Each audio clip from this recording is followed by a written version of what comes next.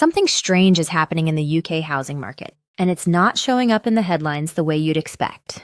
There's no dramatic crash, no sudden plunge in prices flashing across the news, no official announcement warning homeowners to brace themselves. Instead, there's silence, and that silence is far more dangerous. Over the last few weeks, listings have quietly vanished, data has stopped flowing, and people who are usually the loudest cheerleaders for property are suddenly avoiding specifics. Estate agents are still smiling, banks are still reassuring, politicians are still promising stability, but behind closed doors, the tone has shifted completely. This isn't a slowdown, and it's not a normal correction either. What's unfolding looks more like a market holding its breath, frozen in place, waiting for the first domino to fall. And the unsettling part is that the people with the best information already know what's coming. They're just not saying it out loud yet.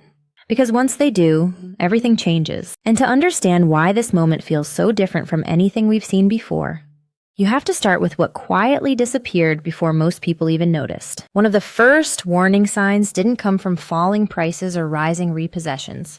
It came from absence. Tens of thousands of property listings didn't sell. They were simply removed, not upgraded, not relisted, not marked down, just gone. When homes sit unsold for too long, they start telling a story sellers don't want told, because stale listings signal that buyers are pushing back. And instead of letting that story play out in public, portals and agents quietly erase the evidence. That alone tells you confidence is fragile. At the same time, agents were privately instructed to stop advertising real achieved prices, replacing transparency with vague Banks, meanwhile, tightened access to repossession data, choosing silence over disclosure.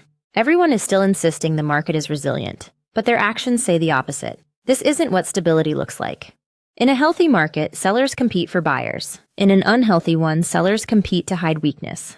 And when that happens at scale, it usually means the people closest to the numbers are trying to buy time. But time is exactly what the market doesn't have. Because pressure isn't easing. It's building somewhere far more personal, far more unavoidable, and far more explosive. At the heart of this story is a simple, brutal reset that millions of households can't escape. Fixed-rate mortgages are expiring, and the math no longer works. For years, homeowners locked in ultra-low rates that made large loans feel manageable. Now those deals are ending and the jump isn't small. It's life-altering. Monthly payments are doubling, sometimes more, not because people borrowed irresponsibly, but because the financial environment changed underneath them. Wages didn't keep up. Living costs didn't slow down. And when borrowers sit down to refinance, many are discovering that the system simply says no. These aren't fringe cases or risky profiles. They're professionals who did everything right, followed the rules, built careers, and bought within their means, or so they thought. But affordability models don't care about effort or intent. They care about ratios. And suddenly, millions of people are finding themselves trapped between payments they can't afford and options they don't have. Selling sounds like the obvious escape, until you realize everyone else is thinking the same thing at the same time. And that's when pressure turns into something much darker. Markets rely on balance. Some sell, some buy, and prices adjust gradually.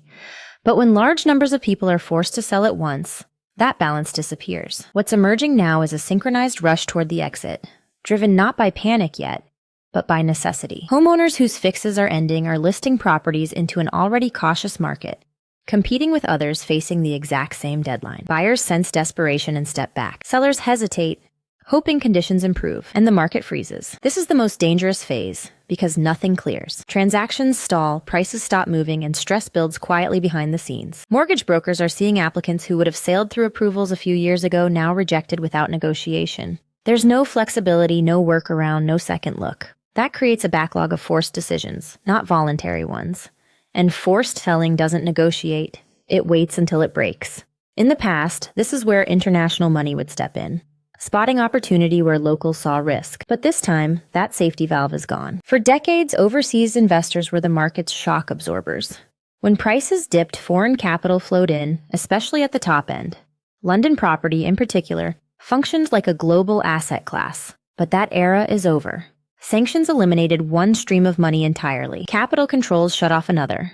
Political uncertainty, regulatory risk, and currency concerns pushed the rest to reconsider. And instead of buying the dip, many are doing the opposite, selling quietly and accepting heavy losses just to get out. When investors with long-time horizons and deep pockets decide preservation matters more than recovery, that's a signal worth paying attention to. Entire buildings are being offloaded at prices unthinkable just a few years ago. Not because the assets are broken, but because confidence is. And when foreign money leaves, it doesn't just remove demand, it removes the psychological floor under the market. That's when alternative models are supposed to step in. Unfortunately, the one designed to replace it is starting to crack too. Build-to-rent was sold as the future.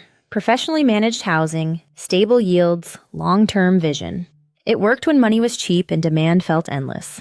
But the entire model rests on full buildings and premium rents, and both assumptions are failing. Occupancy rates are slipping as renters leave expensive cities, return home, or opt out altogether. These developments were financed with massive loans at low rates, and refinancing them in today's environment is a completely different story. Rents can't be cut without admitting the numbers don't work.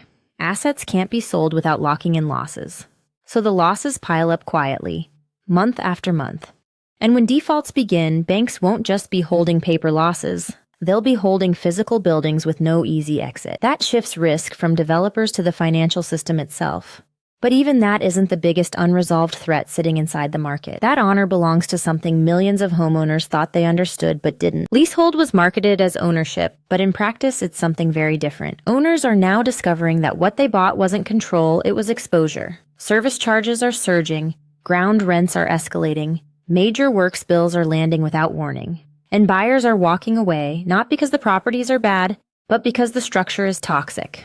Once the market collectively decides an asset is uninsurable, unmortgageable, or unpredictable, it stops functioning as housing and starts behaving like a liability. Prices collapse not gradually but suddenly. Flats that once symbolized security are now trapping owners who can't sell, can't refinance, and can't escape responsibility. Multiply that by millions of properties, and you're no longer talking about a niche problem. You're talking about systemic paralysis. And sitting above all of this is a central bank with no clean solution left. Rates need to stay high to control inflation, but high rates are crushing housing. Cut rates too soon and inflation resurfaces. Hold them too long and the property market implodes. Every option carries consequences, and none of them are mild. Public messaging suggests patience and balance. But behind the scenes, contingency planning has begun. Stress tests assume orderly declines, rational behavior, and functioning liquidity. But this market isn't behaving rationally anymore. It's constrained, distorted, and overloaded. The fear isn't a slow decline. It's a sudden loss of confidence that spreads faster than policy can respond. And even if monetary relief arrived tomorrow, it wouldn't solve the final structural force pressing down on the market. The UK isn't just facing a financial imbalance, it's facing a demographic one. Household formation is slowing, birth rates are falling, the population is aging, and older owners don't buy, they sell. Over the next decade, millions of homes will come onto the market through inheritance, downsizing, and necessity. At the same time, hundreds of thousands of new builds are still completing into a market where affordability is already broken. Supply is rising, demand is constrained, investors are leaving, buyers are cautious, and banks are exposed. This isn't fear-mongering, it's arithmetic. When too many sellers chase too few buyers, prices don't gently adjust, they reset violently. The only reason this hasn't exploded yet is because everyone is pretending time will fix it. But time is doing the opposite. The reality is we're not heading toward a housing collapse, yes. We're already inside it. It's just moving slowly enough for denial to survive a little longer. And when that denial finally breaks, it won't be years before the impact is felt. It will be weeks, maybe less.